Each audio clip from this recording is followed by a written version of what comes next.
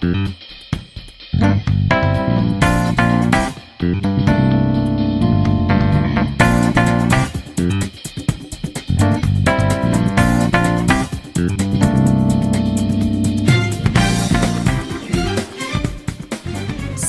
e senhores, bem-vindos ao Game Design de Bolso, o seu podcast sobre o universo do desenvolvimento de jogos.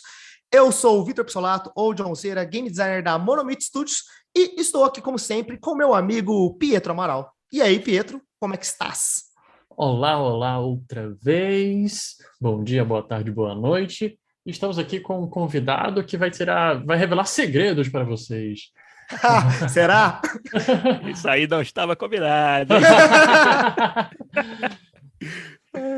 Muito bem, gente. Olha, obrigado demais pelo convite. Meu nome é Giliar Lopes. Eu sou Senior Game Designer dos jogos da série FIFA, lá na Electronic Arts, aqui na Electronic Arts, em Vancouver, no Canadá.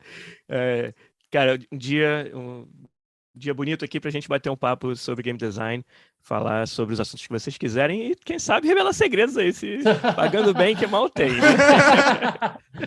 Qualquer coisa a gente não divulga pra galera da EA, o podcast, tá tudo bem, fica só entre nós. Ninguém vai ouvir, né? Só tá na internet. Só tá tranquilo. Beleza. Mas, além de trabalhar, de ser Senior Game Designer na EA, você tem um podcast também, não é? É verdade. É o PodQuest, que a galera pode conhecer lá no podquest.com.br ou PodQuestBR no YouTube e no Twitch.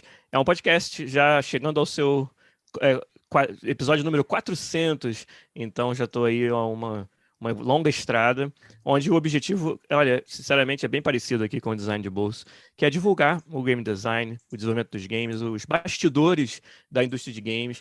Eu acredito realmente que tem muita gente aí nesse nosso mercado que tem um interesse muito maior do que apenas jogar e sim conhecer mais a fundo como os jogos são feitos. E aí, para essa galera, é que a gente faz o podcast.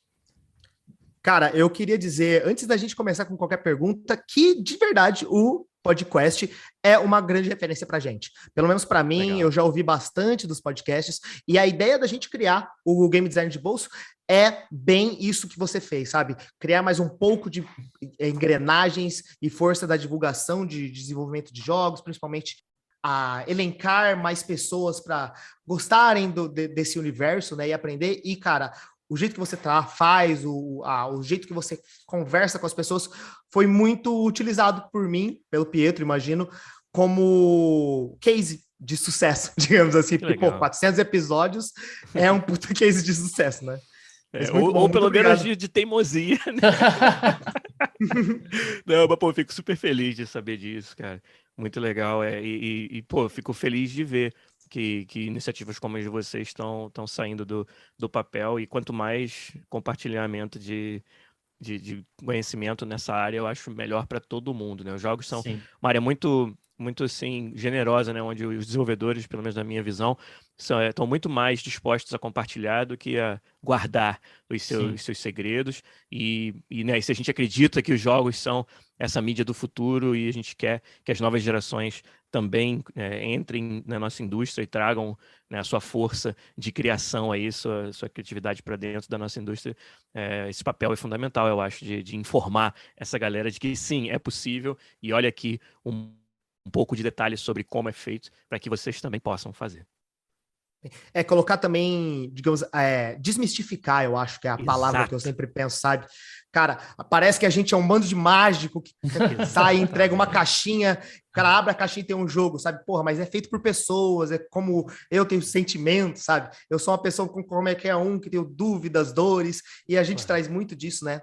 Humanizar o game designer e o desenvolvimento de jogos. Acho que muito massa. Eu jurava que era caixa mágica. Pois é. Sei lá, cada um dá um nome, né? Eu achei que era só escrever no Twitter do meu estúdio de jogos preferido que eles iam fazer no dia seguinte. Mas assim, você falou que vamos falar segredos, então vamos logo pro segredo do FIFA, como é que... Brincadeira. Cara, conta um pouquinho pra gente como você chegou para trabalhar no FIFA, né? Eu acho que isso não é a pauta de hoje, mas é uma pauta interessante para as pessoas ouvirem. Como uma pessoa sai do Brasil e vai trabalhar num dos maiores jogos, porque o FIFA é um dos maiores jogos do mundo, né? Tá certo. Eu vou tentar fazer a versão resumida aqui, obviamente, mas eu, na verdade, comecei a desenvolver games muito cedo, numa época em que a indústria no Brasil era praticamente inexistente, né? Estamos falando aí de 1998, eu com 16 anos de idade, e no ano seguinte entraria na Faculdade de Ciência da Computação, e ali comecei a aprender a desenvolver meus jogos com colegas que iriam se juntar comigo na faculdade, e ali a gente, na verdade, formou um pequeno estúdio, na verdade, a gente nem sabia o que a gente estava fazendo, mas a gente formou um pequeno estúdio chamado Paralelo Computação, em Niterói, no estado do Rio, e que acabou se tornando uma das empresas pioneiras na indústria de games no Brasil, né? Então ali, como eu falei, minha formação acadêmica é na parte de programação, mas eu sempre tive isso muito forte em mim, que eu queria estar contribuindo com muito mais do que apenas o código, né? Eu sentia que eu tinha muito mais a oferecer para essa indústria do que apenas programar, e isso já foi se concretizando na própria Paralelo Computação, onde meus sócios eram mais programadores mesmo, e eu era o sócio que fazia todo o resto, né? Então, isso aí foi uma experiência de amadurecimento muito grande para mim, muito cedo. Então, eu me vi aí aos 19, 20 anos de idade, tocando um estúdio em que as minhas decisões de negócio iriam determinar se aquelas 15 a 20 pessoas que trabalhavam para mim iriam ter salário no mês seguinte. Né? Caraca. Então, se isso não é uma experiência que vai te amadurecer rápido, eu não sei o que vai. Caraca! Então, mas a gente teve bastante sucesso com esse estúdio. Nós desenvolvemos um engine gráfico que foi um dos mais bem-sucedidos daquela época, que foi o Fly 3D. E era feito no Brasil e muita gente não sabia. A gente não tinha clientes no Brasil, porque não tinha estúdios no Brasil que usavam uma ferramenta como essa para fazer nada, né? Então, nossos clientes eram todos internacionais. Na época, você não tinha esse padrão de mercado que hoje são o Unreal e a Unity 3D. Né? Você podia, um pequeno estúdio com algumas ideias e né, uma tecnologia bem de ponta, conseguia ter sucesso e licenciar sua ferramenta para fora na época. Então, a gente teve um excelente resultado, só que esse resultado, por melhor que fosse, por mais que ele tenha nos dado uma boa situação para tocar o nosso negócio, ele não era suficiente para a gente crescer ao ponto de se tornar um estúdio para fazer grandes jogos, que era a nossa visão, era nosso sonho, pelo menos.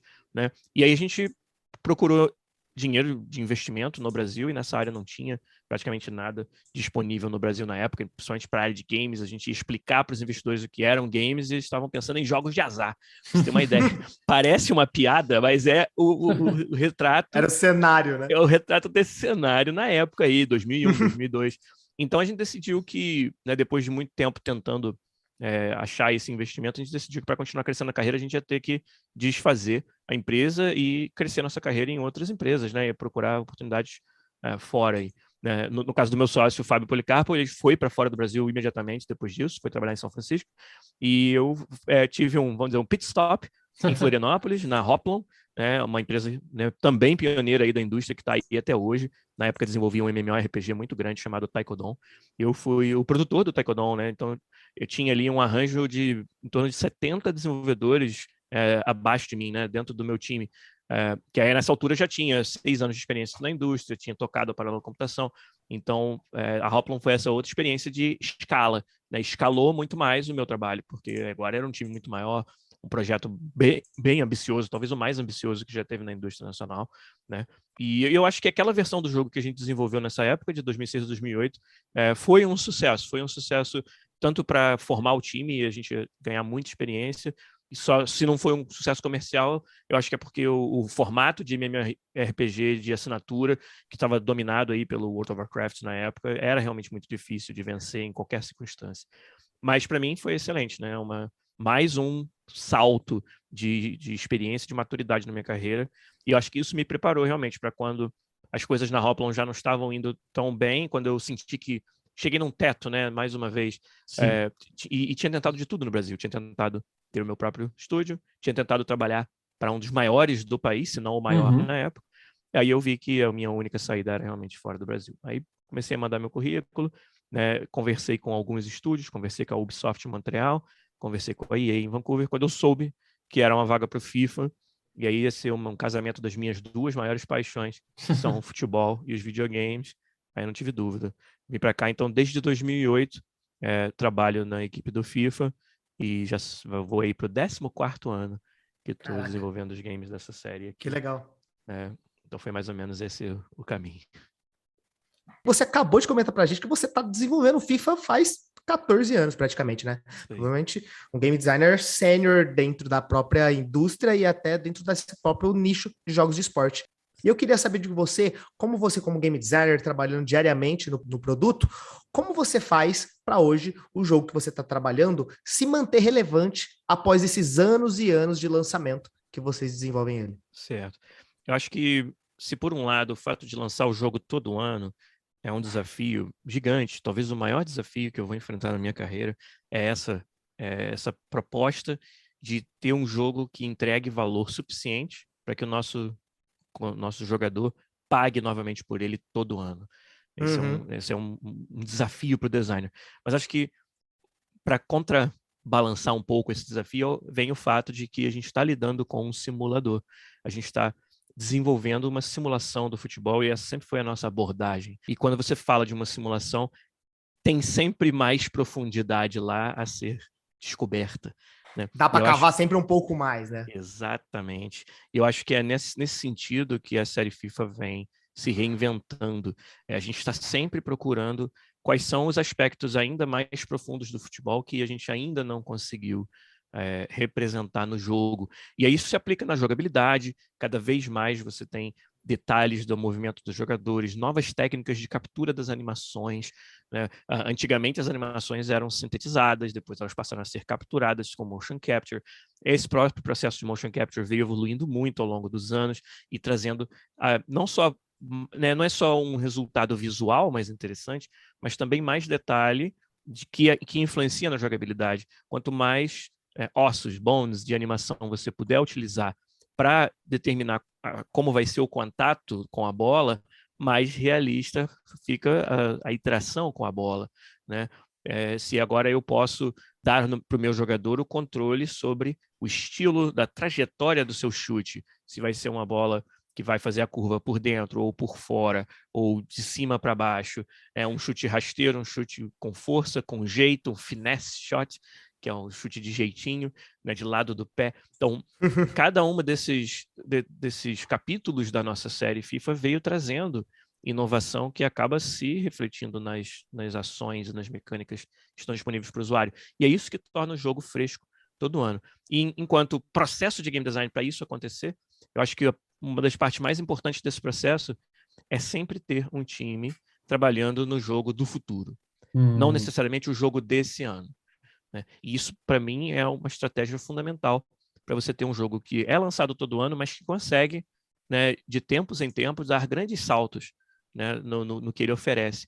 E isso só é possível porque a gente investe em equipes que fazem pesquisa e desenvolvimento para o futuro. Então, muitas vezes o que eles estão fazendo só vai ser visto no jogo daqui 2, 3 anos. Né? E essa constante interação e, na verdade, dentro dos times, a gente tem um movimento de designers de e para esse time de futuro, para que todos estejam sempre participando dessa visão de mais longo prazo. Né? Afinal de contas, aquilo que o time de futuro está fazendo, ano que vem já não é mais futuro, é presente. E aí os designers da equipe que está fazendo o jogo presente precisam estar bem tunados com essa visão. Né? E isso é muito legal, essa dinâmica de você estar desenvolvendo o jogo desse ano, mas sempre também pensando no jogo dos próximos anos, é o que eu acho que faz a gente sempre ter algo novo e também faz ser gostoso trabalhar e não se torna apenas uma rotina.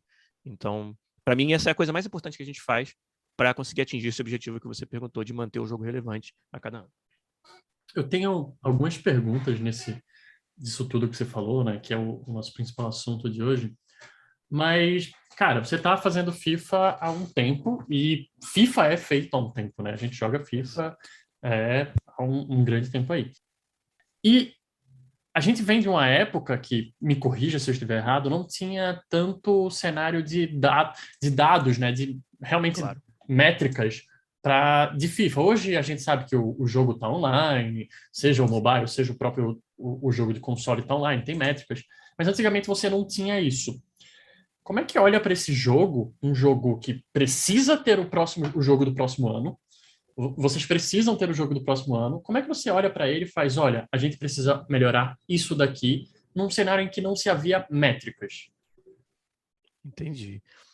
Eu acho que as métricas, mesmo elas estando disponíveis em abundância hoje, eu, pelo menos, acredito muito nessa abordagem do design que leva os dados em consideração, mas também toma o cuidado de implementar uma visão de design clara e que nós somos os designers do jogo, não Sim, somos os sim. jogadores. E Uhum. os dados que eles podem nos fornecer são apenas em torno daquilo que está presente no game. Mas e aquilo que não está presente? Como você consegue tomar decisões sobre features que ainda não estão no jogo? Então, acho que isso sempre foi verdade, que a gente precisou confiar, né, não vou querer chamar de intuição, porque é de fato uma ciência, é algo que a Sim. gente... Não, o game design, acho que vocês melhor do que ninguém para saberem, e a sua audiência também aqui no podcast, o game design já evoluiu bastante dessa ideia de que era algo místico e que um gênio, né, tira da cartola algo. Não, né, a nossa área é uma área com anos e anos aí já né, de boas práticas, de técnica, sabe, ferramentas que a gente pode usar para tomar decisões no design, e muitas delas não podem simplesmente se basear em dados, porque muitas delas, esses dados não existem. Para muitas delas, a gente... por exemplo, se eu preciso expandir o público-alvo do meu game para um público que hoje não joga o meu game, mas que eu quero que venha jogar, né? Que dados do jogo atual poderiam apoiar essa decisão? Provavelmente poucos. Talvez você encontre ali nichos que estão sendo pouco utilizados, mas ainda assim, como que você vai saber que a solução de design que você vai propor, ou seja, ela não está no jogo ainda, vai atender às motivações desses usuários? Então, todas as técnicas e ferramentas que o designer tem para mapear o seu público-alvo, para entender essas motivações, para estudar isso, né? E sim, a gente pode utilizar os games como plataforma para testar essas ideias, né? Como eu sei que em várias partes da nossa indústria é muito utilizado. O FIFA já não pode se dar tanto a esse luxo. Qualquer novo modo ou nova funcionalidade no jogo custa muito caro, ela vai ser feita em detrimento de outras tantas também muito interessantes que poderiam ter sido feitas. Sim. Então, a nossa decisão para esse tipo de pergunta, ela é muito mais baseada no estudo do game design do que necessariamente nos dados, né? Os dados apoiam decisões talvez mais do dia a dia, de que conteúdo a gente vai lançar no jogo, né? Campanhas, como a gente chama, né? O jogo, como vocês mesmos disseram, hoje ele é um serviço, né? Claramente, muito mais do que um produto.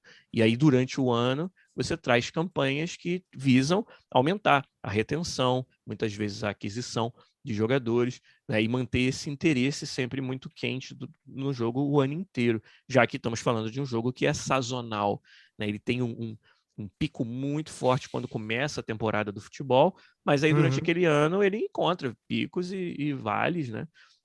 Então os dados eu acho que são cruciais, muito mais nesse trabalho de manter o nosso usuário engajado, mas para decisões de design futuras, a gente tem que aliar os dados a muito trabalho dentro de casa de game design para tomar essas decisões.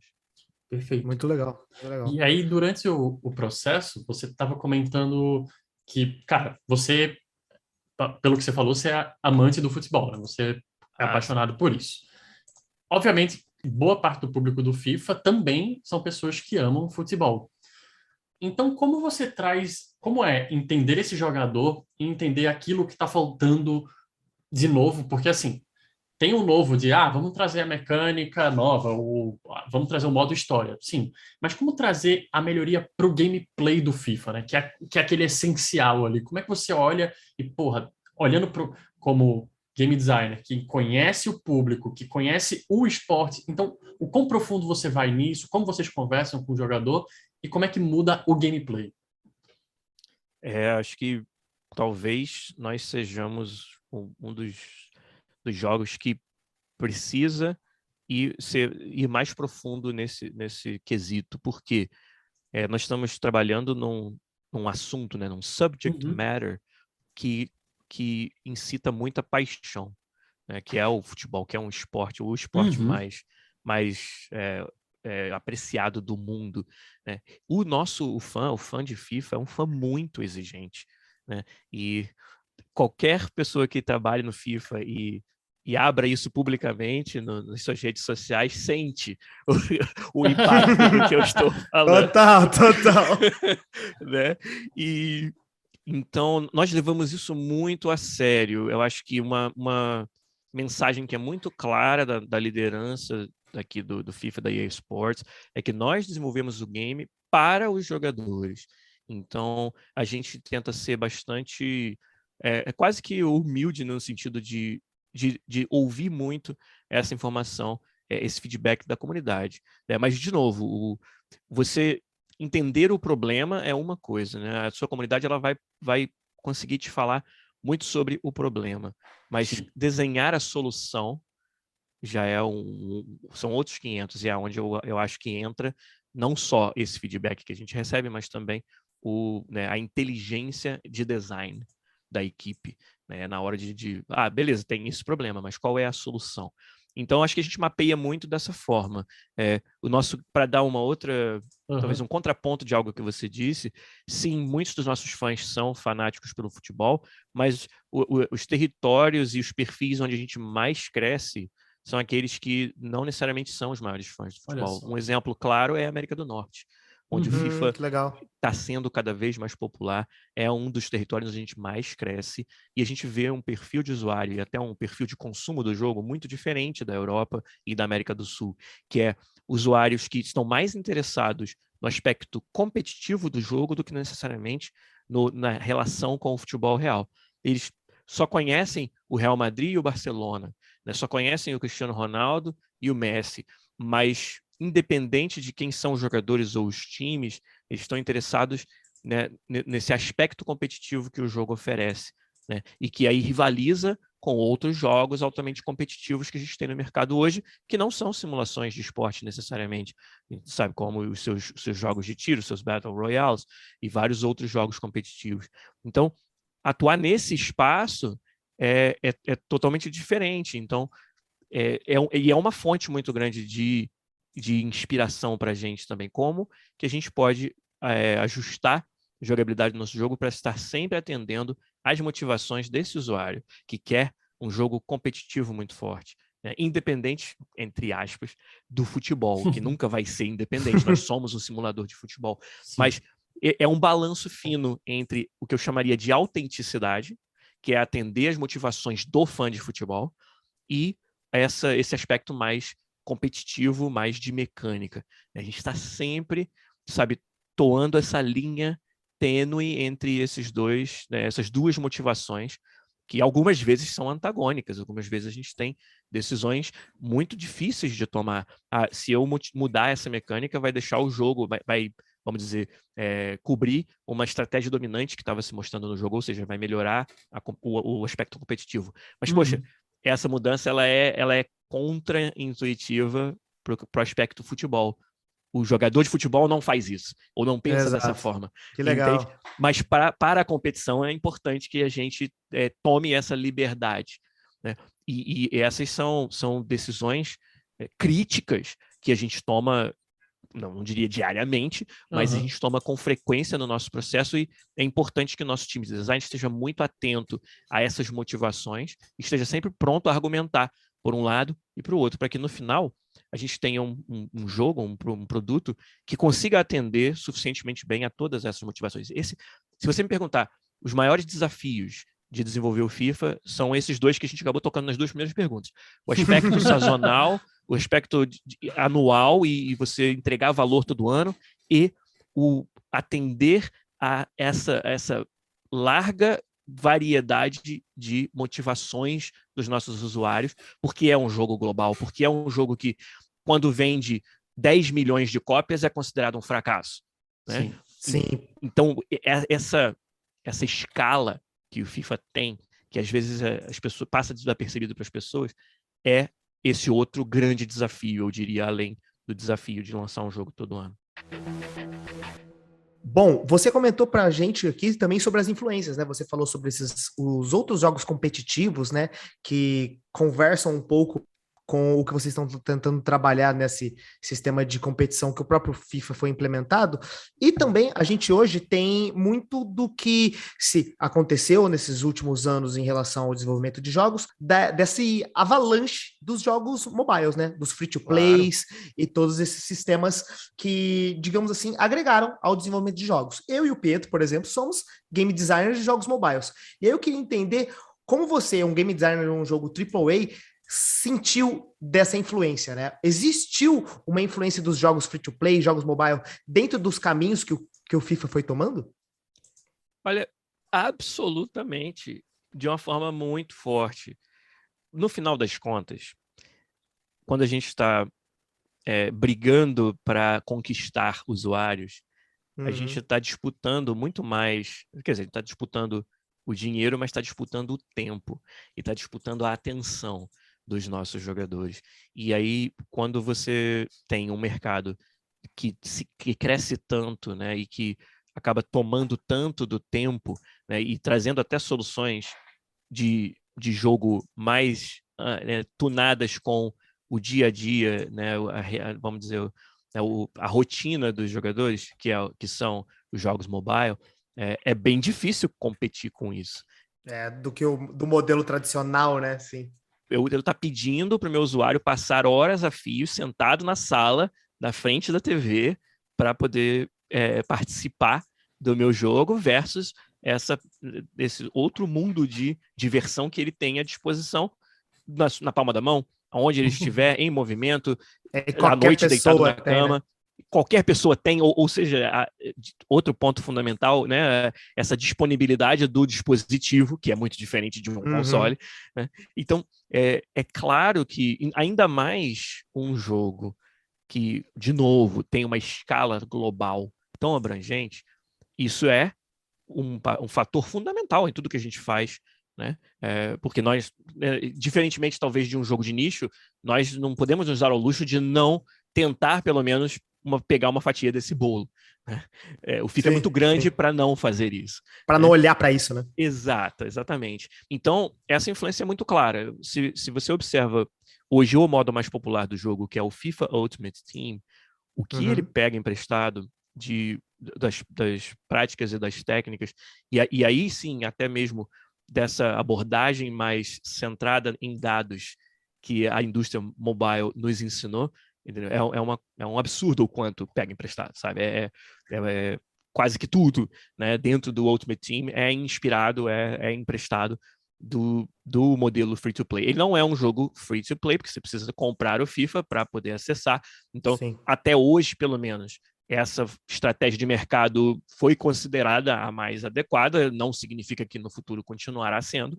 Né? O próprio Call of Duty fez isso, né? Existe hoje em dia os dois lados da moeda, né? As duas versões.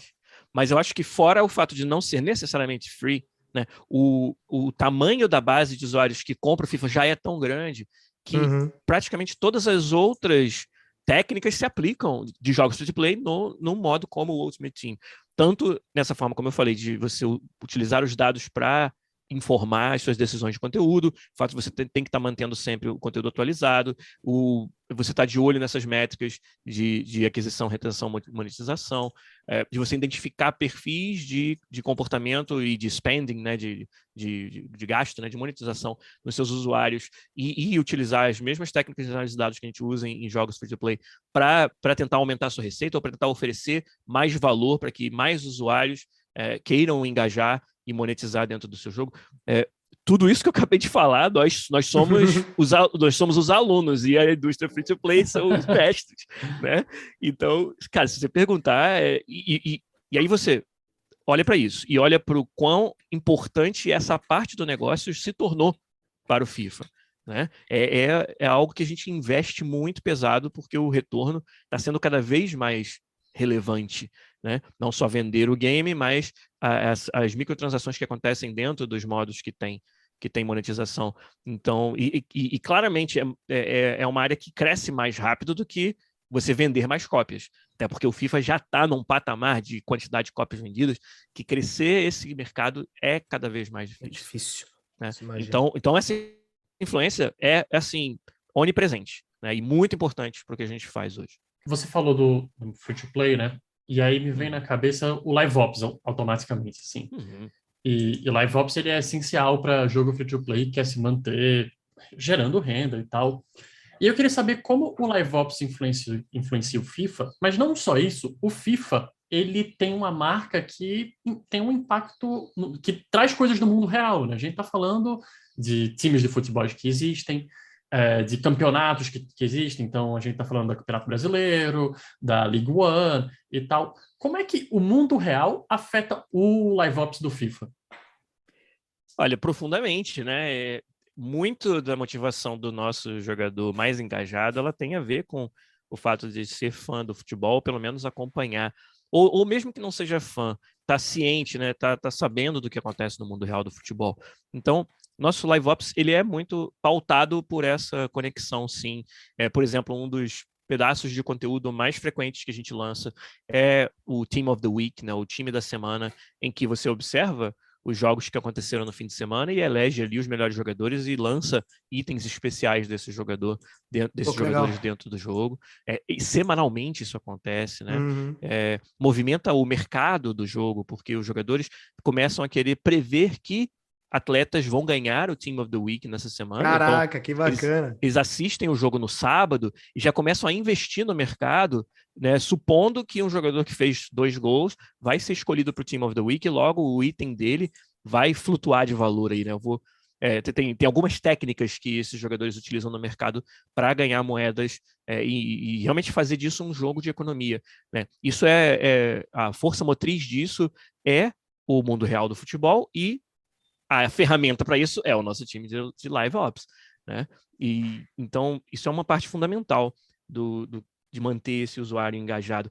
E o mais interessante também aliás, antes de eu mudar de marcha aqui, a gente, na verdade, investe em ter um time de suporte live cada vez mais ágil. Ele não é ágil o suficiente ainda.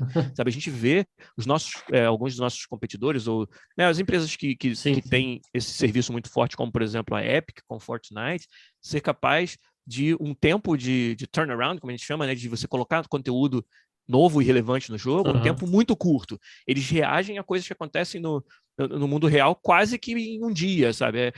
Um meme que acabou de se tornar famoso numa rede social tá no Fortnite no dia seguinte, de alguma forma, nem que seja de uma forma só cosmética ou só para meio que fazer um nudge, né? Dar uma pitada de que a gente está atento ao que acontece no mundo real. E a gente ainda não consegue ser tão ágil assim, devido a ferramentas, devido a várias coisas de você ter um jogo que, se você voltar 10 anos, não era operado dessa maneira, e hoje é, né? Então, tem aí um processo de crescimento nessa direção que é muito intenso dentro da EA e do FIFA, de ser cada vez mais ágil para poder cada vez mais colocar... quem sabe um dia o Neymar mudou o corte de cabelo, ou pintou o cabelo para o próximo jogo, no dia seguinte ele tá com o cabelo pintado no FIFA. Legal pra caramba. Esse nível. Eu tô esperando tirar o luva de pedreiro na cartinha minha da Ultimate Team. Esse é o tipo de coisa que a gente tem que estar fazendo. Muito bom, muito bom. Exatamente. Mas aí, como eu falei, mas mudando de marcha, né? O que eu também acho fascinante disso que você acabou de perguntar é o quanto o FIFA hoje influencia o mundo real do futebol. Olha só. Parece um contrassenso, mas o nosso jogo ele está tão integrado na cultura do futebol hoje que os atletas jogam FIFA, os atletas fazem coisas no campo que refletem a sua experiência no FIFA. Antigamente, o FIFA copiava as comemorações de gol dos atletas. E claro, a gente continua fazendo isso. Hoje, os atletas copiam as comemorações de gol do FIFA. O jogo virou, não é mesmo? Exato. A gente inventa uma da nossa cabeça, bota lá no motion capture, assim, para fazer, e daqui a pouco eles estão reproduzindo no futebol real. Entende? Então, esse tipo sei lá, de viver nesse mundo compartilhado com o esporte que a gente ama, é fascinante. E, de novo, é fonte constante de inspiração e de trabalho para a nossa equipe de Live Ops. Então, hoje a gente vive um momento em que o FIFA é parte da cultura do futebol de uma forma muito forte.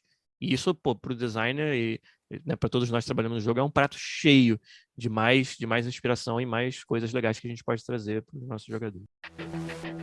Bom, Giliard, a gente, voltando um pouco para o mobile, hoje em dia existe também o FIFA Mobile. Você pode entrar lá, o FIFA Sports, né? Sim. Que está lá na Google Play, que você pode jogar.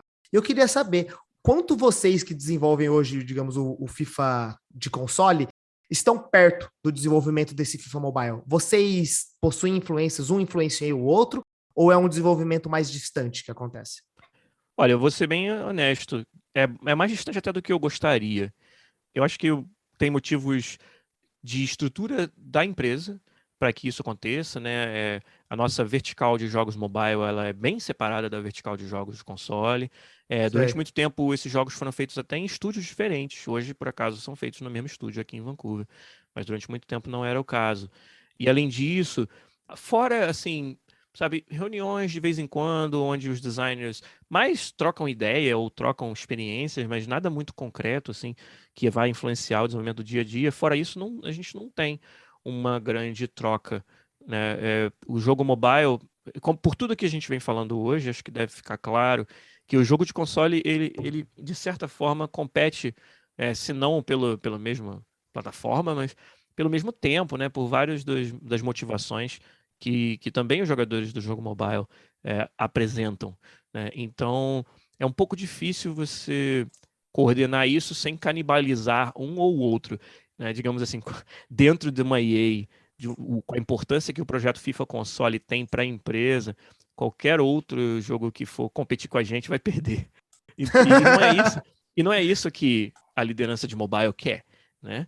Então eu acho que tem motivos até bons para que a gente tenha essa separação de forma que o mobile possa ter essa independência. Eles precisam ser São mais livres, capazes. né? Eles precisam ter essa liberdade para. E outra, não é pequeno o trabalho de competir no mercado em que eles competem.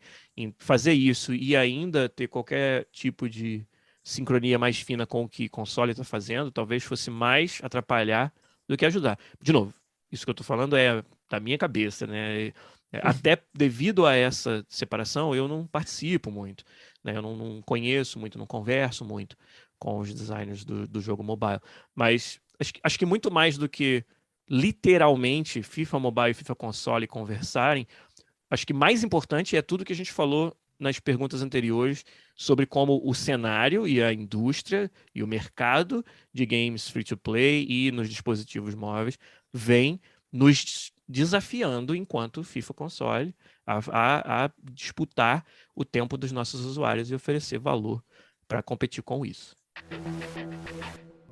Bom, vamos voltar então um pouquinho falar sobre as atualizações e updates, né? Essa acho que é uma pergunta que a gente até comentado anteriormente, quando eu te mostrei a pauta, que você falou que, cara, é uma ótima pergunta, Sim. porque deve ser uma dúvida bem recorrente, né? Que bom, você comentou, né? Todo o FIFA que vocês tentam trazer sempre se traz atualizações, updates, modificações para tentar deixar mais refinado possível, né? E eu queria saber, você como game designer, olhando também para a diretoria, dado que é um jogo gigantesco e que tem muito dinheiro envolvido, né? Claro. Muita grana se para fazer novas updates, fazer novos conteúdos. O quanto a diretoria, em relação ao game designer, tem poder em relação às decisões de quais são as novas coisas que vocês vão adicionar dentro do jogo? Certo. E, de fato, eu acho isso uma excelente pergunta, uma pergunta que eu recebo muito no podcast, né? As pessoas querem saber, pô, 14 anos trabalhando nesse jogo, já não ficou chato ainda? Ou você sente que você está realizando as suas aspirações enquanto designer, não só pelo fato de ser um jogo com o mesmo tema todo ano, mas também com essa percepção que as pessoas têm de que as decisões já vêm tomadas de cima e são todas orientadas a negócio, né? E eu gosto sempre da oportunidade de falar sobre isso para mostrar que é muito mais interessante e complexo do que isso, né? É claro que qualquer designer, isso é muito bom para as pessoas que estão começando na área entenderem, qualquer designer precisa lidar com requisitos de negócio, né? Ainda mais se o seu objetivo não é desenvolver um jogo pronto, realizei o meu sonho. Não, você quer ter uma carreira, você quer ter longevidade na indústria, você precisa entender o quanto antes que nós estamos falando de negócios, né? Nossos jogos, eles precisam ter um sucesso comercial que nos permita continuar fazendo jogos. Que não é esse o objetivo? Continuar fazendo jogos? Então, é sempre bom a oportunidade de lembrar, né, essa mensagem para quem está começando agora, ou quem está, né, tá querendo entender um pouco mais do que se passa na cabeça do designer. E é claro que dentro da EA, do FIFA, que é o carro-chefe da companhia, os requisitos de negócio, eles são muito importantes, estão sempre muito claros, né? E são fruto de um estudo de mercado que vai muito além daquilo que eu consigo encostar. É algo que vem da diretoria de marketing, né? De toda uma estrutura que, para mim, né, vendo a EA, como a EA funciona e outras empresas que eu conheço ou tenho amigos que trabalham lá, para mim a EA é líder de mercado em toda essa parte de análise do mercado, marketing e de decisões de negócio. Acho que não tem empresa que faça isso melhor do que a EA, na minha opinião. É claro que eu sou suspeito para falar, mas é a minha opinião no momento. Tudo bem. Como isso chega até os designers é na forma de objetivos de produto, de projeto. Né? E esses objetivos eles são estabelecidos para 3, às vezes 5 anos à frente. Né? Que Então, interessante. e agora, o que eu acho que é crucial nessa dinâmica é que nunca a diretoria ou o objetivo de negócio vem com a solução pronta. Né? Eles vêm com o objetivo, vamos dizer, aspiracional, né? Aonde nós queremos chegar. Como nós vamos chegar, isso é exatamente o trabalho da direção criativa do projeto, dos designers, do diretor criativo. Não é o trabalho do chefe de marketing. Né? Então, vou dar um exemplo bem concreto que eu acho que vai ser bem didático para o pessoal entender. Né? Se alguns anos atrás, né, a diretoria, né, liderança de negócio, chegou para o nosso time e falou assim: ó, tem uma oportunidade crítica no mercado mais casual de jogadores de console. Apareceu o Rocket League, apareceram outros jogos. Até não era nem o caso que houvesse a pandemia ainda, mas se a gente soubesse, a gente teria ido ainda mais focado nesse objetivo. Porque com a pandemia a gente viu a explosão desse estilo de jogo, com o Among Us, com o Fall Guys, né? Então, mas na época, olha o Rocket League, olha essas experiências arcade, né? Essas experiências mais casuais que estão juntando as pessoas, né, dentro dos games né, cara, se você for voltar ainda mais, é Minecraft, etc. Né? Então, olha, tem uma oportunidade do FIFA a atender um pouco mais, né, trazer mais para dentro usuários com essas motivações, que não querem jogar uma partida de 20 minutos, sabe, onde o estresse é altíssimo e um erro que eu cometer na defesa pode significar derrota. Não, mude totalmente outro, perfil totalmente outro. Sessões curtas, diversão em primeiro lugar, competição leve, segundo. né? Leve, entra e sai a qualquer momento. Vários princípios. Eu já estou, na verdade, entrando na solução. Na verdade, o requisito de negócio foi: tem essa oportunidade, tem esse perfil que a gente não está atendendo, queremos, daqui a 3 anos, estar atendendo. Né? Tinha um plano lá de crescimento nessa direção. Em nenhum momento, nessa narrativa, estava escrito assim: olha, e a gente acha que devia ser um modo de futebol de rua. Não estava escrito. Esse é o trabalho de quem? Dos diretores criativos e dos designers do game. Olhar para esse objetivo de negócio e falar: caramba, o que no mundo do futebol a gente podia fazer para atender esses objetivos? Vamos pesquisar futebol de rua. E aí chegamos à conclusão: olha, tem um potencial aqui, hein? De tornar tem espaço, né? Exato. Tornar nossas partidas bem curtinhas, com menos jogadores de cada lado, e começar a trazer mecânicas mais arcade, né, para o jogo. E aí foi daí que nasceu o Volta, que é o modo de futebol de rua que hoje está disponível junto do FIFA e é uma grande porta de entrada de jogadores casuais. Não só a porta de entrada, mas um lugar onde eles podem permanecer, né, dentro do nosso game, que antes não existia. Sessões curtas, jogabilidade mais arcade, mais simplificada, menos botões, menos combinações para você memorizar, modos de jogo, minigames, minigame de chutar a bola no alvo, minigame de dar, sabe, quem dá o carrinho mais forte no adversário. Estou inventando até aqui, porque hoje são tantos que eu nem lembro direito. Mas vários, sabe, brincar com as mecânicas do futebol num ambiente descontraído, cenários malucos. Tem fase do volta na Lua, sabe? Total. Então, mas o processo de design disso, de criação, não foi um processo tal que isso veio de cima. O que veio de cima foi o preceito de negócio. E aí, entrega para essa equipe criativa que, né, já provou que consegue, durante anos a fio, estabelecer e manter uma posição de liderança no seu nicho, né, no seu gênero. Entrega para eles esse desafio de negócio e deixa que eles, no caso nós, façam o seu trabalho. E essa que é a dinâmica que eu acho que faz dar certo e que faz ser tão compensador ser uma pessoa da área criativa dentro do FIFA hoje. É interessante o que você falou e assim, quando a gente olha para o mercado mobile, a gente segue esse caminho também, né? Tem até uma palestra da Supercell que é muito interessante, falando como eles colocaram o Battle Pass no Supercell. Recomendo, é da GDC. E aí eu queria te perguntar, porque você falou, cara, às vezes você está pensando no jogo daqui a 2, 3, 4 anos. Nesse processo, digamos que fosse a situação de, precisamos tornar o FIFA mais acessível para jogadores casuais. Vocês planejam todo um roadmap e vão quebrando em, vamos lançar isso no FIFA 2023, 2024, 2025, até a gente tem um plano para, em 2026, esse jogo ser o jogo que está atendendo esse público? É mais ou menos por esse o caminho que vocês vão? Sim, tem que ser, né? Porque senão você não consegue passar do estágio de visão e concepção para o estágio de execução. Né? A nossa execução ela é ano a ano, o nosso tempo e os recursos para desenvolver aquela versão do ano são bastante limitados. Se você pensar, tem a vantagem de você carregar o jogo do ano passado, né? Assim, a gente não começa do zero, mas tem a desvantagem de que... Né? Exato, mas tem a desvantagem de que um ano passa sim, né? Passa muito rápido.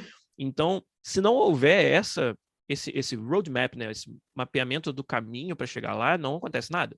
Não se realiza esse plano. Então, de fato, uma vez que a gente estabelece essa visão e essa, vamos dizer, essa aspiração para daqui a, digamos, 3 ou 5 anos, uma cúpula criativa começa a trabalhar em quebrar isso nos pedaços que vão caber, possivelmente, em cada um dos anos para chegar até lá. E isso vai sendo remodelado ao longo do caminho, porque imprevistos acontecem, coisas que a gente achava fáceis de fazer acabam não sendo possíveis e aí tem que ser adiadas por um ano. Né? Acho que o Volta é de novo um grande exemplo, porque está muito recente na memória. Ele foi lançado no FIFA 20, né? E aí veio evoluindo 21, 22 e agora esse ano vão lançar o 23. Em cada um desses anos, o 20, o 21, o 22, o salto de funcionalidade do Volta foi muito grande e ele estava atrelado a esse plano, a esse roadmap que a gente tinha especificado. A gente sabe que no primeiro ano não vai dar para fazer uma quantidade grande de minigames, não vai dar para, vamos dizer, relaxar as regras físicas do nosso jogo tão profundamente assim. Então ainda vai ser um jogo um pouco mais travado, um pouco mais parecido com o futebol de campo. Mas beleza, no segundo ano a gente precisa mostrar para o nosso usuário que Volta é mais do que só o futebol rígido que ele conhece. É também brincar, é também brincar com a gravidade, brincar com, sabe, efeitos e superpoderes, etc. E aí, na terceira versão, mais ainda. Vamos trazer, literalmente, o que a gente trouxe nesse ano no Volta, um especial, um poder especial que o seu jogador pode ter, que ele, sabe, ativa e vira um super chute naquela hora, ou vira um super carrinho, entendeu? Então, tudo isso aí, né, estava dentro desse roadmap e algumas coisas saíram no ano que a gente planejou, outras saíram no ano seguinte, mas se não tiver esse trabalho, não acontece nada sai do papel. E como as métricas afetam isso, né? Porque, por exemplo, a gente tem um planejamento legal, cara, 3 anos, 5, o tempo que for, a gente tem aqui o nosso planejamento. Mas, por exemplo, digamos que o Volta saísse e a galera reclamasse muito, muito, muito do goleiro, tá? Um negócio aleatório. Reclamassem muito do goleiro. Vocês, puta, a dinâmica do goleiro não é uma coisa interessante, não era algo que a gente tinha mapeado para mudar. Isso acontece devido ao feedback do usuário, vocês mudarem o planejamento dos próximos FIFAs? Sem dúvida nenhuma. E tanto acontece que hoje o implanejável é planejado. A gente reserva tempo reserva, isso é específico, assim, é de propósito. A gente reserva uma parte da nossa capacidade para features e conteúdo emergentes que a gente só vai saber depois que o jogo foi lançado, porque, repare, né, é um pipeline. Sim. Gente está preparando agora o FIFA 23, que vai sair, né, setembro, outubro de 2022. Quando chegar julho, agosto, a maior parte da equipe, principalmente a liderança criativa, já não tem mais muito o que influenciar o FIFA 23, porque ele está na finalização. Já começa a se pensar no 24. Só que você não lançou o 23 ainda. Então, muito desse feedback, você só vai obter 2, 3 meses dentro da pré-produção do próximo já. Então, se a gente não reservar nesse plano, né, uma boa quantidade da nossa capacidade para atender ao feedback do jogo anterior, a gente não consegue. A gente leva 2 anos para reagir a alguma coisa, né, o que absolutamente inaceitável. Né? Sim. Então, isso é de propósito. Né? E o exemplo que você deu é um exemplo bem legal. Digamos assim, que no Volta você pudesse controlar o goleiro. E a gente achasse que isso fosse uma coisa divertida, mas os nossos usuários não estão gostando de controlar o goleiro. É chato controlar o goleiro. Você só está ali para tomar bolada na cara, sabe? Não, sei lá, beleza, vamos então. Opa, eu não imaginava que eu ia ter que investir na IA do goleiro, mas agora eu vou ter que investir, porque meus jogadores não querem controlar o goleiro, entendeu? Então tem que ser controlado pela máquina. Então, opa, vamos reservar um tempo para desenvolver uma melhoria nessa direção que não estava no plano. Isso não só acontece, como é parte fundamental de como a gente consegue fazer um jogo que atende a expectativa do nosso usuário a cada ano. E o mecanismo para isso é o quê?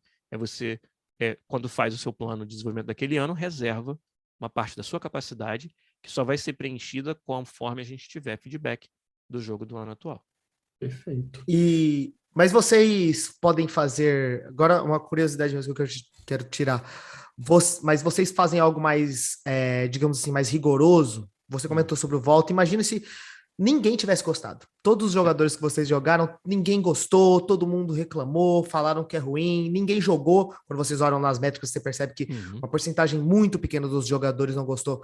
Vocês fazem algo para tentar melhorar isso? Ou existe sim a força-tarefa de falar, puta, não vale a pena mais um investimento e remover do jogo?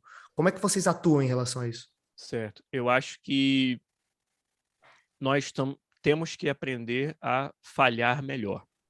Eu acho que dentro do arranjo do FIFA, a gente ainda não lida muito bem com esse tipo de exemplo que você deu. Qual é o momento de você assumir que aquela ideia não deu certo e partir para a próxima? Né? E isso eu acho que vem com senioridade, né? Vem com maturidade da equipe inteira, dos designers, dos líderes, né? E a gente está se tornando melhor nisso. Quanto mais a gente opera como um serviço, mais evidente isso acaba ficando, né? Porque você não consegue insistir numa direção que não está agradando por muito tempo sem que isso se torne uma coisa óbvia e, né? Nesse ponto, se você, enquanto líder, não tomar essa decisão difícil, a pessoa que está acima de você vai tomar por você. Além do tempo que você está perdendo, digamos assim, tempo para da equipe que está desenvolvendo isso estar fazendo outra coisa, né? Isso é muito... isso acontece muito no mercado mobile, sabe? Claro. E isso é algo que eu acho que a gente ainda está atrás, né? nessa agilidade, mas não é propriamente agilidade, mas sim você saber falhar, saber lidar com o fracasso. Né? E, como eu falei, a gente está sempre tentando remediar, né? Mas tem coisas que, como você falou, a que ponto não tem mais remédio? Né? Essa medida eu acho que é algo que a gente tem dificuldade, sinceramente, em fazer. Né? E modos de jogo que talvez a gente ainda acabe investindo dentro do nosso game mais por uma questão, não diria que é de orgulho, mas sabe, uma questão de que isso sempre existiu no jogo, logo a gente tem que continuar dando suporte para isso. Né? Eu acho que, na minha opinião pessoal nesse caso, né, é que a gente poderia ter sido um pouco mais, não sei qual é a palavra, quando você, sei lá, decisivo, né, nessas horas. Tem que ter mais alguém para bater esse martelo em algum momento, né? Sim. Talvez elencar essa pessoa, talvez ajudaria. E é um contraste, né, com um arranjo onde tudo tem que ser tudo muito otimizado, porque a gente desenvolve um game todo ano. Nosso período de produção, na verdade, é bem curto, né? Então, a gente está se matando para otimizar esse tempo, para, sabe, priorizar de uma forma muito agressiva tudo que a gente vai fazer. E aí tem certos aspectos do jogo mais históricos que a gente tem dificuldade de se desprender. E isso me incomoda um pouco, às vezes, aqui dentro. É muito difícil falar sobre isso sem entrar em assuntos que eu não posso falar claro. Não, publicamente. tudo Sabe? bem, tudo bem. Mas acho que deu para entender Sim. o que eu estou querendo Sim, dizer. total, Não, total. e assim, eu acho que você trouxe o ponto que é importante, que é sobre essa maturidade, assim, que acontece no FIFA, mas eu já vi acontecer em tantas empresas, assim, empresas que eu participei, empresas que amigos produzindo. Eu conheço amigos que estão produzindo, sabe, o mesmo jogo há 3 anos, assim, o jogo não saiu ainda. Cara, será que não vale a mão, não vale a pena você já colocar no ar? Não, porque tem que estar perfeito. E às vezes o cara já lançou, mas o jogo não está rendendo e fica naquele de, não, mas vamos mudar isso, aquilo lá, porque um dia ele vai dar dinheiro. E quando é o momento de parar, sabe? Eu acho que essa é uma pergunta difícil para nossa indústria, assim, principalmente quando é um jogo que a equipe é apaixonada por ele, porque aí é foda, velho. Largar aquela ideia é foda. É o filho, né? É É. difícil largar seu filho para trás. Exato. Eu coloquei um link no chat para nós e queria recomendar para a galera que está ouvindo também, de uma sessão da GDC 2022, claro, quem tiver acesso ao GDC Vault ou futuramente, se for disponibilizado, mas é um workshop de falha. Porra. O workshop de falha de 2022. E ali, uma das pessoas que está participando, que está contando a sua história de falha, é um designer colega meu, um argentino que trabalha hoje aqui na EA, que é o Adriano Novel. E ali ele, na verdade, vai contar sobre um projeto que ele desenvolveu antes de entrar na EA.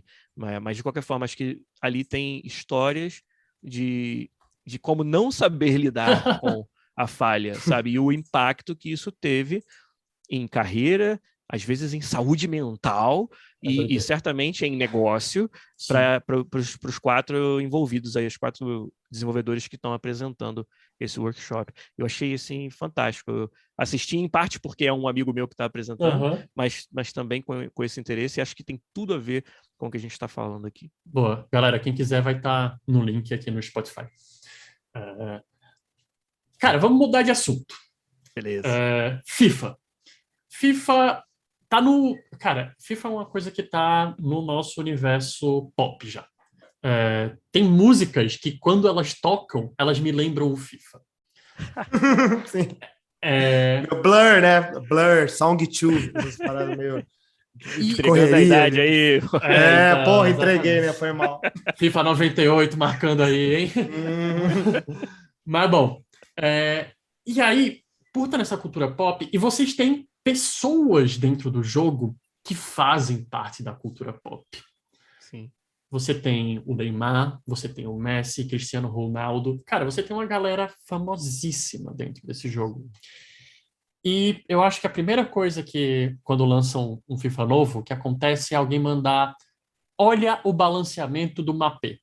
Ele tem velocidade mais rápida que o Neymar? Será que devia estar isso? Então a minha pergunta é sobre balanceamento dos jogadores. Como é que se trabalha esse balanceamento no FIFA? Porque eu acho que tem alguns cenários aí que eu sempre me pergunto, né? Um é lidar com esse cenário de vocês estarem na cultura pop e os jogadores estarem com parte disso. Então, cara, quem é fã do Neymar vai provavelmente discordar se você colocar uma nota baixa para ele. E isso pode pegar ruim para vocês, né, de certa forma. Mas também vocês têm que balancear o Neymar com o jogador do Campeonato Brasileiro, com o jogador do Campeonato Árabe e tantos outros campeonatos que vocês têm dentro do FIFA, né? Então, como é esse trabalho, até mesmo para que em algum momento eu, Pietro, queira jogar com, eu vou dizer um time que não existe para não gerar nenhum problema. Fala do Parmeira, meu. Fala do Parmeira. Eu quero jogar com o Pietro Futebol Clube lá, que tem esses jogadores.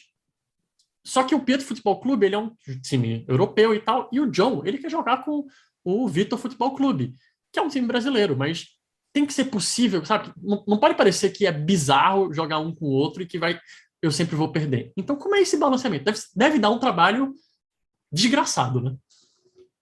Olha, eu diria que esse é um outro componente absolutamente fundamental para o sucesso do nosso jogo. que é a nossa estrutura de coleta de dados e balanceamento de dados. Vai parecer um exagero, mas são mais de 3.000 pessoas. Entre Nossa, caraca. coletores de dados, essas são as pessoas que estão assistindo às partidas e submetendo reports, até uma equipe gigantesca que é o trabalho de inteligência nessa área, que é a equipe que vai balancear esses dados de forma relativa, que esse cenário que você acabou de descrever, Pedro, é um cenário muito real, que é o jogo ele precisa continuar sendo divertido e continuar parecendo que tem chance de vitória mesmo um time da terceira divisão contra um time da primeira. E é claro que as probabilidades de vitória do time da primeira divisão vão sempre ser maiores, mas como o futebol real está aí para nos provar, não é impossível que haja, né, um giant killing, como a gente chama, né? Que o Davi consiga matar o Golias pelo menos de vez em quando. Então, para isso a gente tem uma abordagem bastante, eu diria, conservadora, né? A gente tem muito cuidado na hora de atribuir os atributos dos jogadores. A gente tem muito cuidado para não fazer o famoso flip-flopping, que é você variar demais para cima e para baixo os atributos a cada momento. Né? O Mbappé é o mais rápido do mundo. Agora ele ficou lento porque em um jogo ele não correu tão rápido. Talvez ele estivesse, sei lá, com dor de barriga no dia. Né? E aí você diminui de novo, e aí você aumenta de novo. Então, a gente é muito conservador nesse sentido. E a gente conta com essa equipe gigantesca e acaba que a média dessa coleta de dados grande acaba sendo o que é refletido no jogo. Hoje, tem, como você falou no começo da sua pergunta, a revelação dos ratings dos jogadores é um evento. Hoje, quando vai se aproximando a data do lançamento do FIFA, a gente faz uma campanha de marketing que é muito comentada nas redes sociais, que é quando os jogadores ficam sabendo dos seus atributos.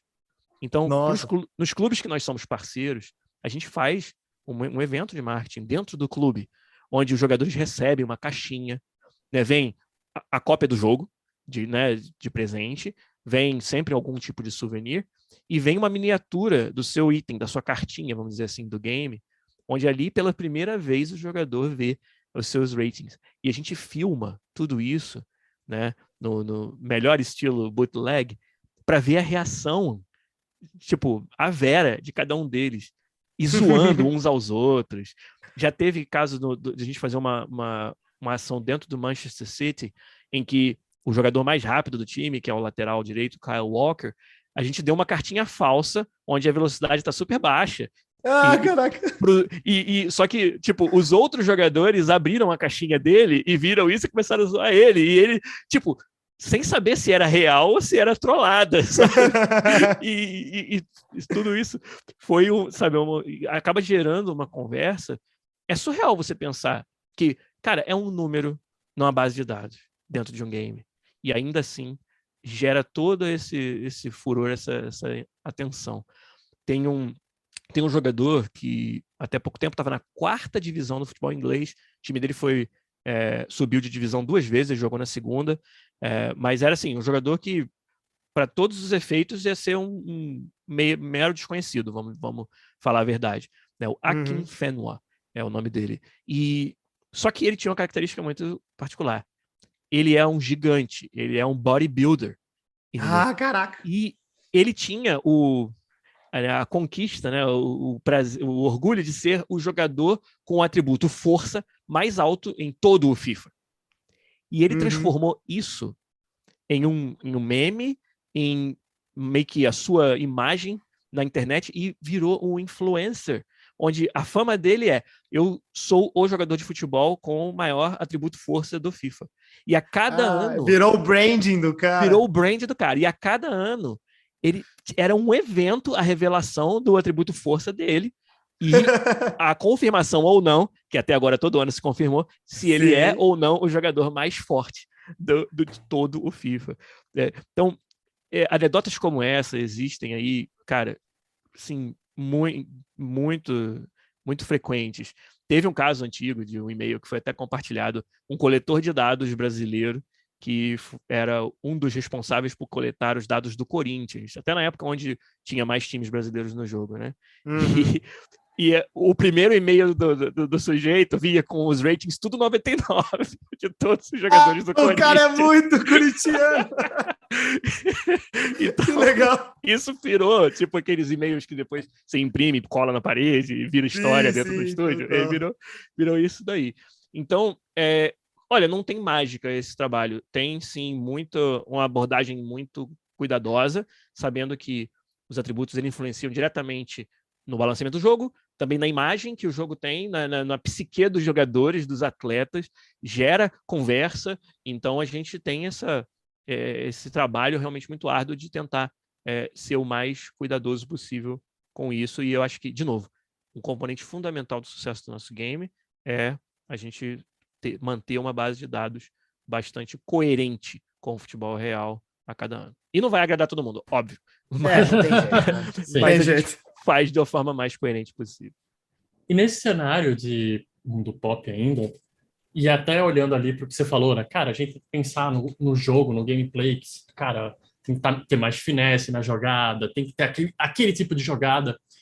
Então, por exemplo, porque esses são grandes nomes, né? Mas Neymar, Cristiano Ronaldo, Mbappé, Messi, eles acabam tendo características meio que exclusivas deles. Sim. Então, a minha pergunta é importante para o game designer do FIFA conhecer os jogadores, que são esses jogadores trending, né? Essa galera que tá realmente... o Salah, deixa eu ver, o Dudu do Palmeiras, vai botar o Palmeiras aí.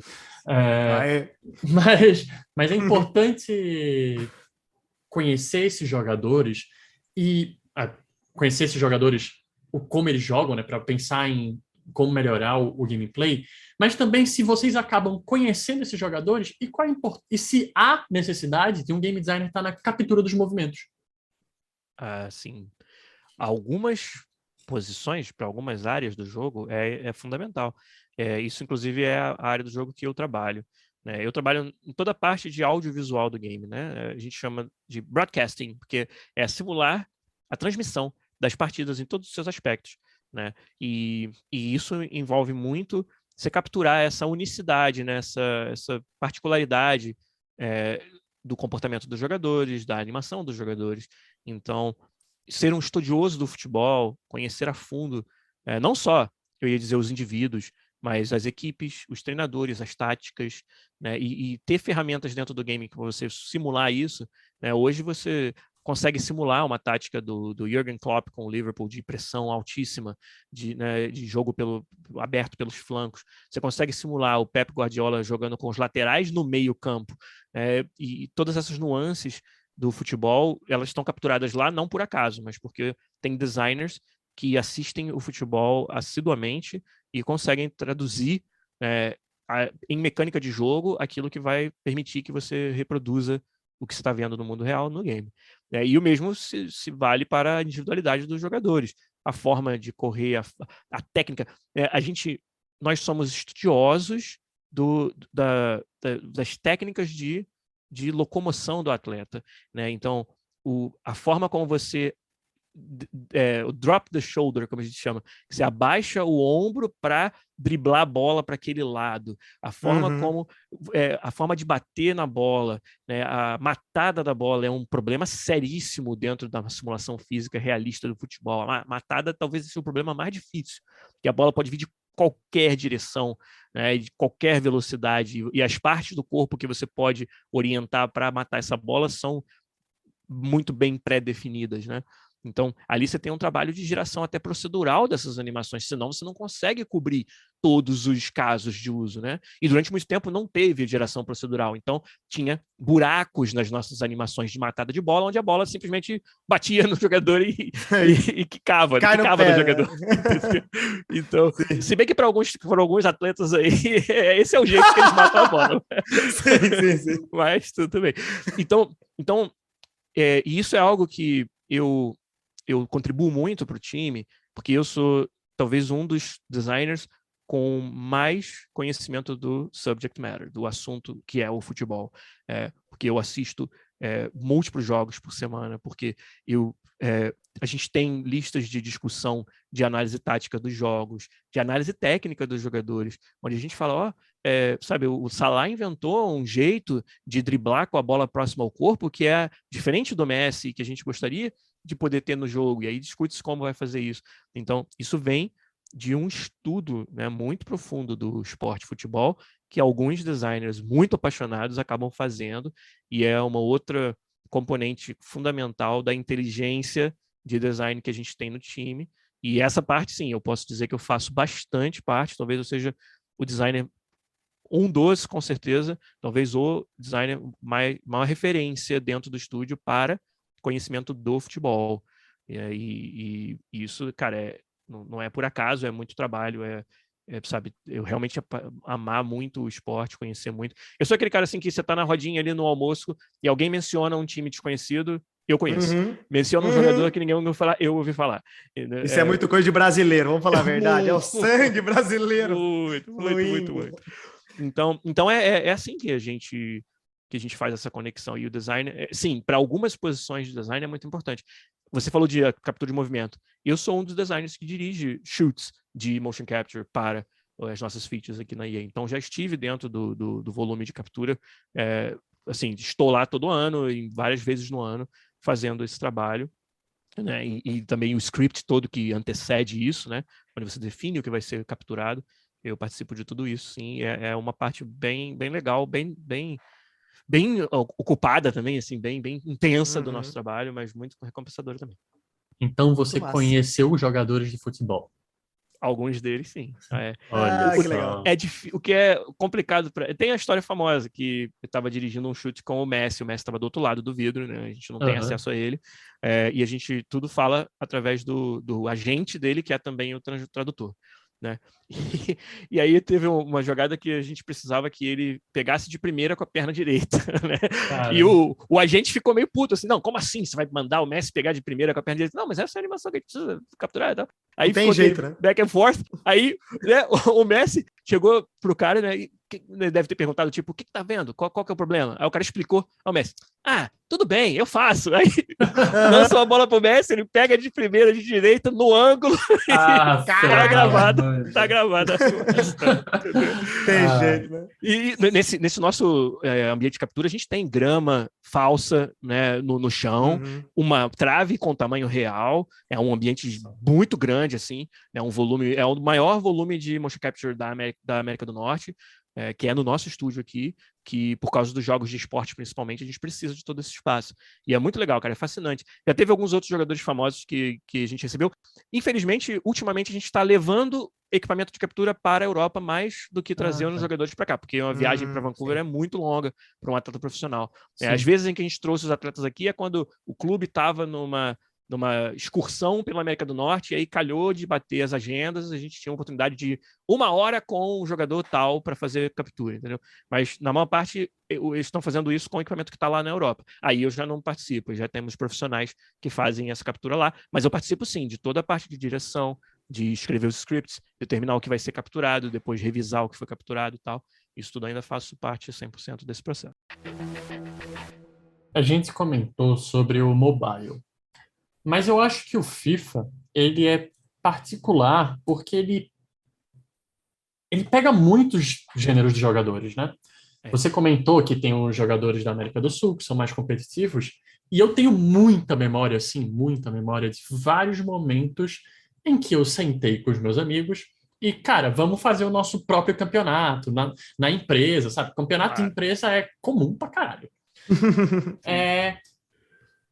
Assim, a gente fala hoje num mundo em que esportes é uma coisa enorme. Então, FIFA concorre com o mobile, né, o jogador casual. Já tem o cenário ali dos jogos de futebol. E vocês estão também nesse cenário de esportes. Vocês já estavam em campeonatos de FIFA há muito, muito tempo atrás, né? Sim. Mas como é estar nesse cenário de esportes? Assim, o que é que isso influencia o FIFA hoje? É um outro desafio muito grande. Eu acho que é mais vamos dizer, uma dimensão que foi adicionada ao desafio de atender as motivações dos nossos usuários, que já é um desafio grande, como a gente vem falando até aqui. usuários de perfis muito diferentes.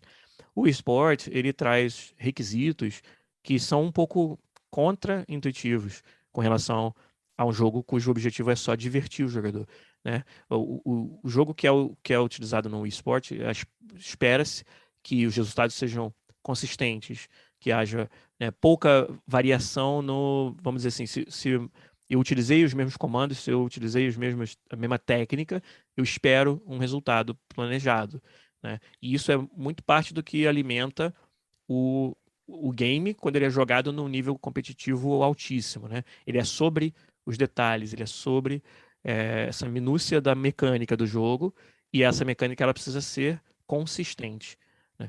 Enquanto que um jogo que é a simulação do futebol real, que tem física real, né, e que a gente quer que seja um jogo que surpreenda o nosso usuário a cada momento, até pelo fato da gente vender o mesmo jogo todo ano, entre aspas, o mesmo jogo, e precisar estar sempre com uma experiência fresca, né, uma experiência nova, essas duas coisas elas batem um pouco de frente, né?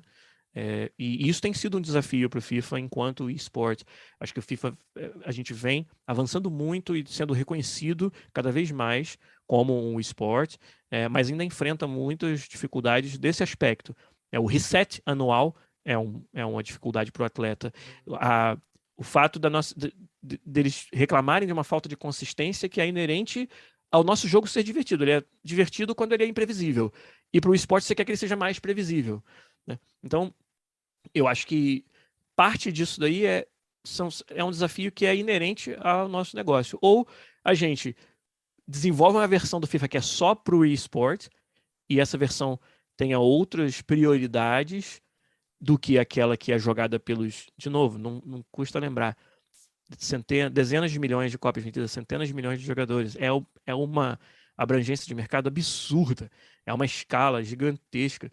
E, sabe, e é muito difícil você agradar gregos, troianos e junta aí mais uns E 10 brasileiro. brasileiros o americano que joga só no dorm da universidade com os amigos e Aham. que é uma experiência casual, etc.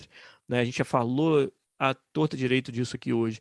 O esportes ele traz mais uma dimensão para complicar essa conversa. Então eu acho que é aí que a gente está descobrindo como operar um esporte ao mesmo tempo que é um jogo tão popular, tão abrangente assim, né? Eu não participo, sinceramente, da equipe que coordena o esporte da EA, então minha visão é muito mais de quem joga e de quem acompanha os campeonatos. Eu acho super interessante, mas eu entendo que para o atleta tem esse desafio, e para ser comparado com outros jogos de esportes, ele às vezes se compara de forma negativa devido a essa falta de maior consistência que é esperado no esporte, mas que é tão contra-intuitivo para o nosso jogo. Uhum, perfeito. Muito legal, cara, muito legal. Muito obrigado por ter contado pra gente sobre todo esse universo do FIFA. Legal. Bom, a gente vai para algumas outras duas perguntinhas que a gente sai um pouco desse ambiente do FIFA, da EA.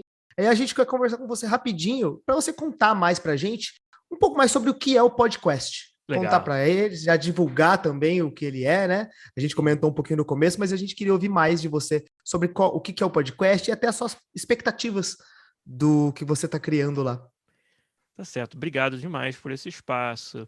É, quando a gente vai chegando, acho que não preciso falar isso para vocês que também estão hosteando aí um podcast sobre game design fantástico, mas, né, no geral, quando a gente vai chegando a um certo patamar da carreira, a gente começa a pensar, e não só no operacional, não só no dia a dia, né, de desenvolver aquele jogo tal que a gente está fazendo, mas sim pensar, né, na indústria, no legado talvez que a gente vai deixar, né, em compartilhar o conhecimento. E, sabe, eu me sinto assim muito abençoado de ter tido as oportunidades que eu tive na carreira, e eu sinto realmente uma responsabilidade de tentar multiplicar isso, perpetuar isso, né, e não deixar que seja apenas algo que vá beneficiar a minha experiência de carreira, mas também tentar usar como um fomento, né, um incentivo para que mais pessoas venham depois e cheguem mais longe, né? E o podcast ele nasceu disso, nasceu de 4 desenvolvedores que se conheceram na Hoplon e que tinham essas mesmas aspirações. Éramos 3, depois 4 e agora somos 1, né? Acaba que essa rotina de gravação acabou não encaixando mais, para os meus outros 3 colegas, o Rafa, o Fernando e o Igor, né? E, aliás, uma equipe, né, de estrelas aí do desenvolvimento dos games. O Fernando é um engenheiro de software sênior na Sony Santa Mônica, desenvolvendo o God of War Ragnarok. O Rafa acabou de trocar a EA pela Epic para trabalhar como designer de conteúdo para o Fortnite, estava trabalhando no FIFA antes disso aqui comigo. E o Igor é um artista técnico da Bethesda Game Studios, trabalhando aí em jogos não anunciados, ou talvez tenham sido anunciados, mas a gente não sabe muito mais do que isso. Será que é o Starfield? Será? Trabalhando lá na Bethesda, e são pessoas fantásticas que eu compartilhei durante muitos anos o podcast, mas desde 2020 estou nessa empreitada solo, né, e mais firme e forte, e como a gente comentou lá, chegando aos 400 episódios.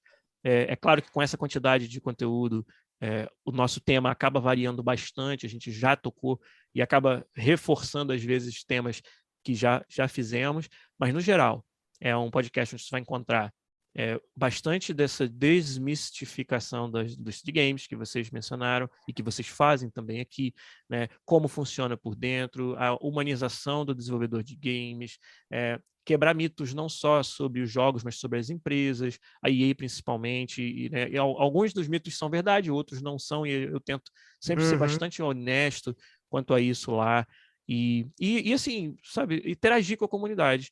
A parte mais legal de tudo, ainda mais agora que eu estou fazendo sozinho, a gente transmite via Twitch, ao vivo, e ali no chat vem muito insight, vem muita pergunta boa, vem muita resposta que complementa os meus pensamentos também, e com isso eu aprendo, né? Com a comunidade, né? A gente montou um Discord, que é discord.link/podcast. Com esse endereço, eu queria também, se vocês pudessem deixar para a galera aí nos links.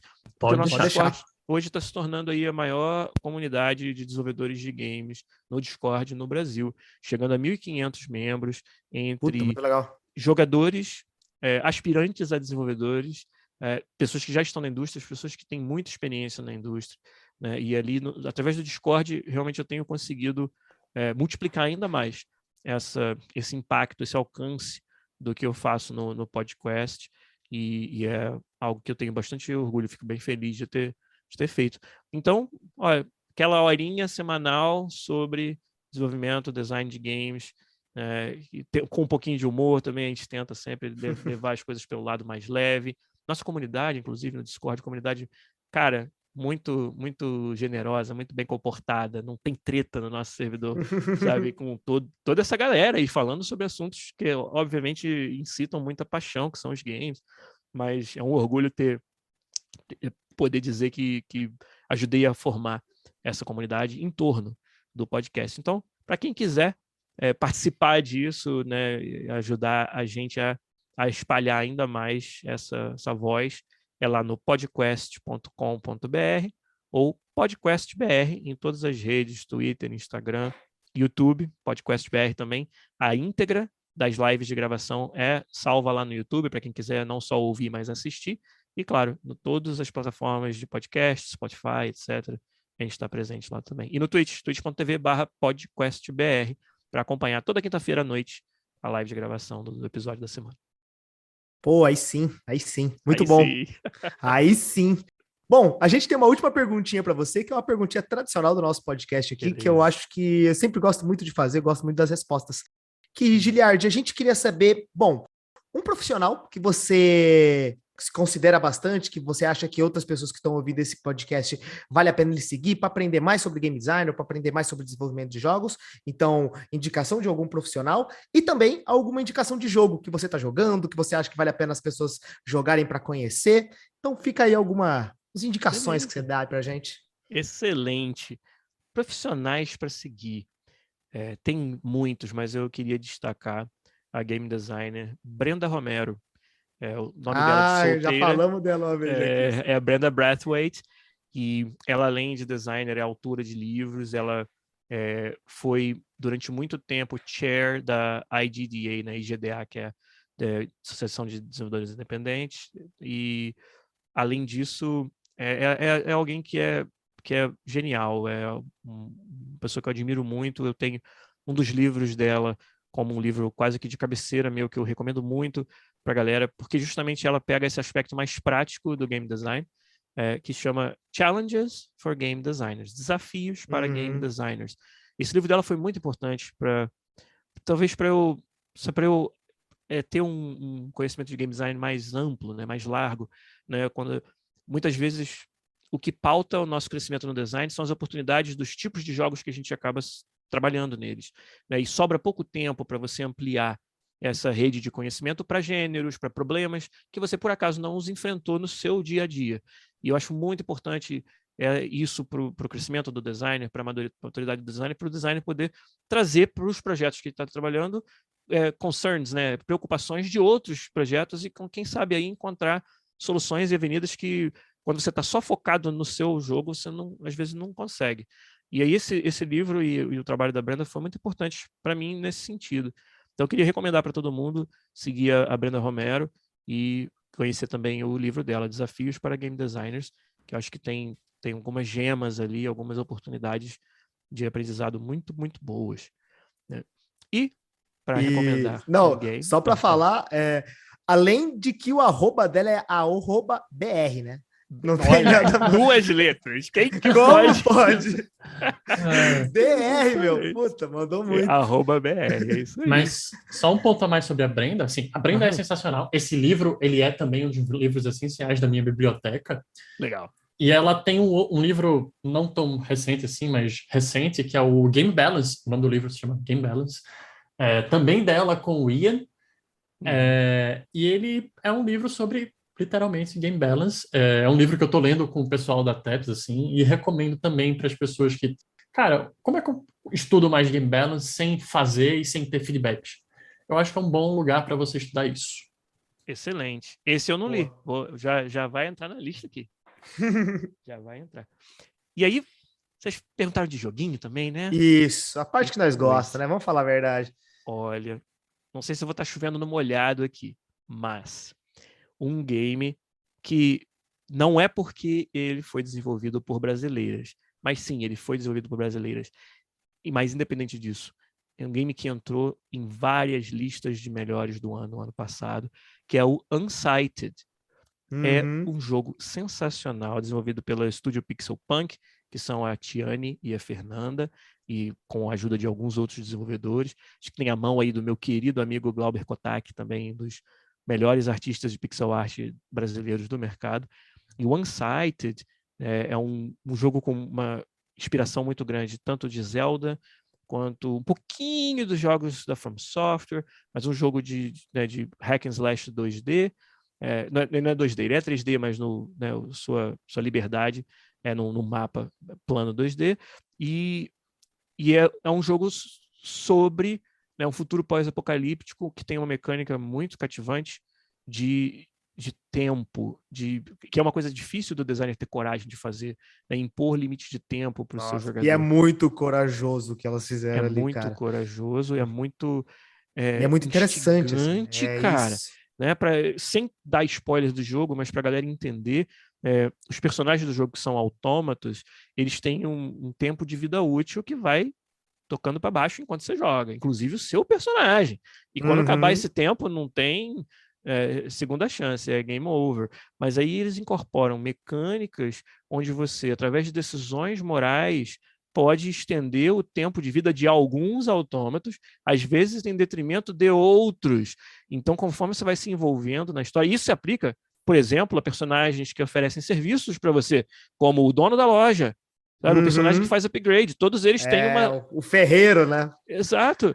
Eles têm além tempo da de tia, vida. da velhinha, meu Deus do céu, aquela velhinha. Quem que tem coragem de deixar a velhinha? Coitado. Então, olha, realmente, isso para mim é sabe, uma conquista fantástica desse jogo, Unsighted, que a Tiane e a Fernanda conseguiram, e que foi uma experiência realmente única que eu tive nos últimos meses aí.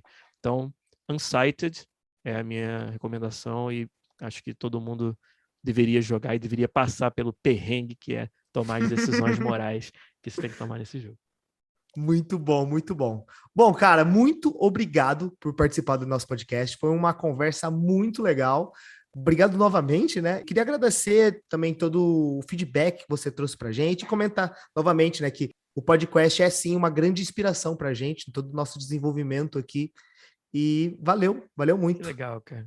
Eu que agradeço, é sempre um prazer. Deu para ver que eu estava totalmente à vontade, vocês me deixaram totalmente à vontade aqui falando de assuntos que eu realmente gosto muito de falar. E vida longa ao Design de Bolso. Parabéns pelo trabalho de vocês também. Quem sabe aí, quando o pessoal já não tiver mais cansado de ouvir minha voz, a gente faz mais um Get Together aí, mais uma junto. Por favor. Beleza.